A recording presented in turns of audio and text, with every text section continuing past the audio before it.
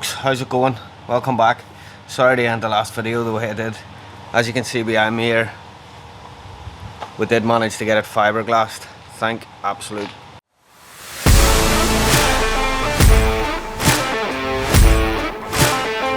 Another box in the pond built ticked.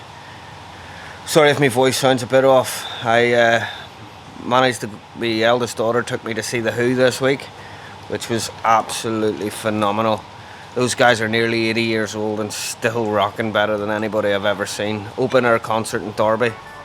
Thankfully the rain didn't stop play on that either, so it was absolutely lashing down on the drive over, and I thought, oh, this is going to be cancelled, and I was absolutely devastated. But as soon as we got there, the rain stopped and it was an absolutely awesome night. So fair play to The Who to still be rocking it out at that age. I hope I'm still that fit.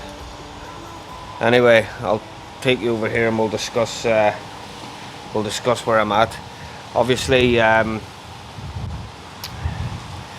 you can see, I'm starting to put a bit of water in the pond, because with the rain that we've had over the last few days, the last thing I want is that floor lifting up again. So just gonna get some water in it to hold it down.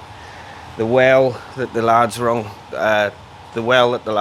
dug around the back of the pond, I've been having to empty that flipping constantly. It just keeps filling up, so I know that there's plenty of water to come down through the land, as we're kind of the lowest property here. All the stuff at the back is quite higher than us, so any water, it's just going to keep coming this way. So I'll just keep vacuuming it out, doing what we can do, and hopefully getting some water in there will prevent the floor from lifting again now that we've flow coated it. Seems to have worked so far. So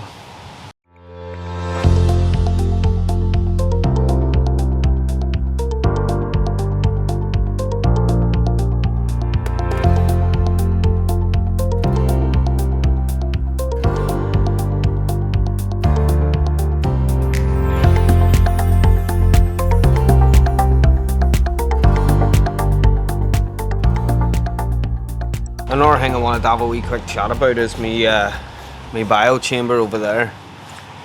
It's absolutely massive. I had that built probably about 18 months ago, and I haven't had any K1 or plastic media on this pond for at least 18 months.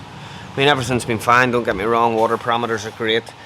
The one half of the bio chamber is completely full of crystal bio and sakura. A little bit of that mountain tree stuff that I had in one of my showers. I've filled me 2 showers with crystal bio and sakura as well. So the plan was, I had that bio chamber built, and the plan was to always run it sort of 50-50, moving bed and static ceramic kind of media on one side. But I always thought that the ceramic media was better, so I kind of planned on filling the other half of that bio chamber with ceramic stuff as well when I moved it onto this pond here.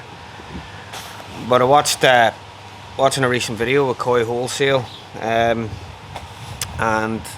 you know, that boy was talking you through his grow on ponds. I think I remember the numbers correctly, but he had like 1,200 gallon pond, bottom drain straight to a chamber of brushes, which overflowed into a moving bed with 300 litres of K1, and that just returned straight to the pond through a spray bar and feeding upwards of 2 kilos a day. So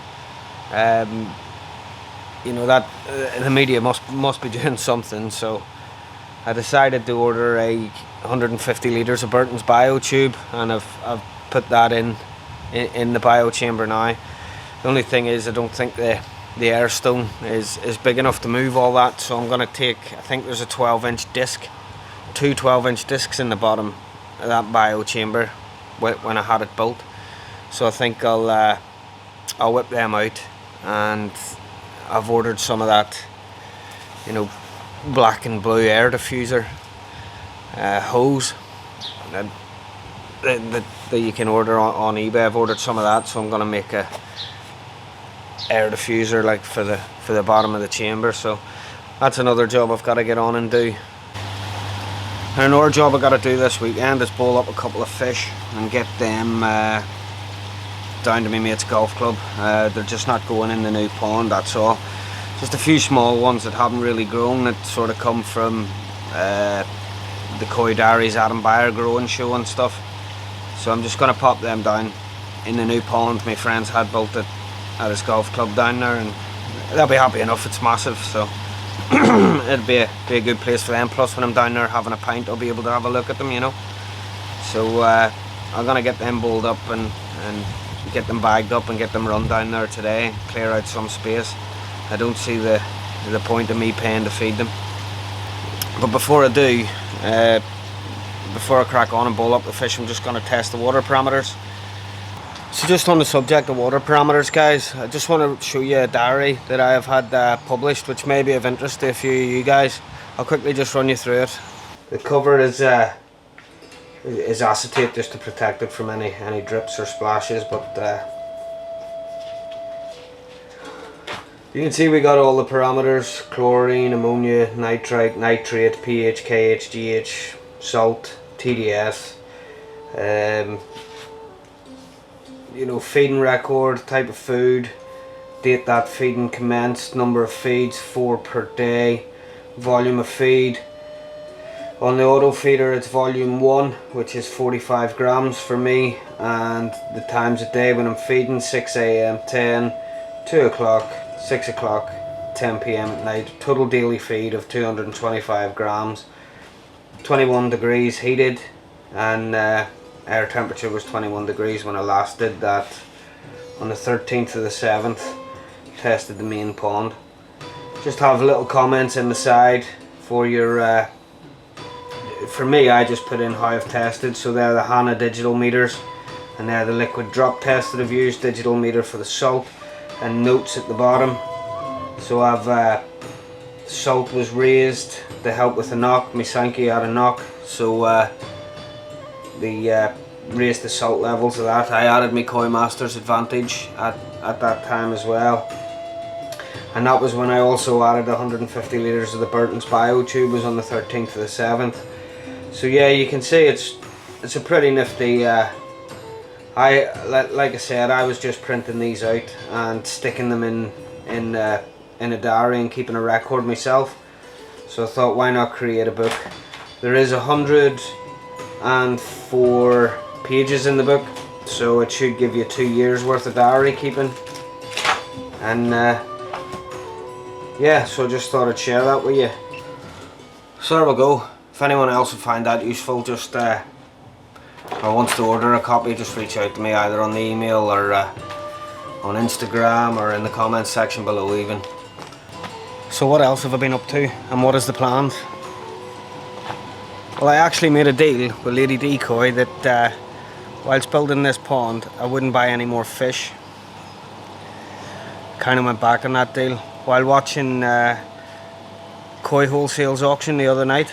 I actually watched the preview video about a week before, and that's when I seen the Ginrin or Chiba, and I thought, do you know what, I think I'm gonna have a punt on that. So this kind of happened. It's typical, my drum would go off now, innit? 60. Nice, that tenor just nicked it there. So I'll do the formality. Decoy TV 360. Going once. Going twice. Sold. Do you say that there's a nice pond build on the go over on that channel, did you, Joe? Yeah, check it out, yeah. So yeah, nice little plug there for you as well, Decoy TV. Check it out on YouTube if you haven't. I'll be doing the same later on. So just before I run away, I'll just give you a rundown then on what's going to be happening. So next week the guys are going to make a start straight away on building me filter house and getting the rest of the pipework plumbed in on that. I think it's going to be about 3 or 4 days, middle of next week, whenever my glass is going to be delivered. And then that's pretty much it. Once we got the glass glued in, we can get the copings on. Building should be built, get the filters moved over. My only concern is, thank you drum, is we're off to America in August, and the last thing I want to do is move everything over and only really give it a couple of days before we go to America for a couple of weeks.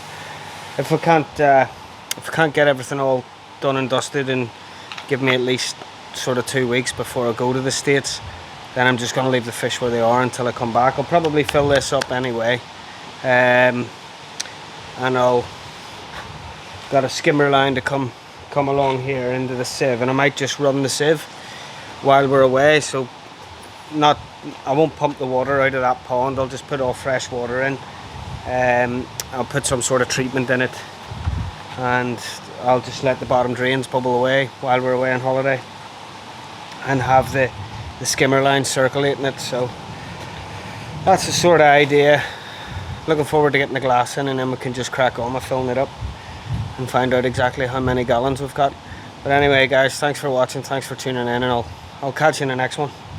Take it easy.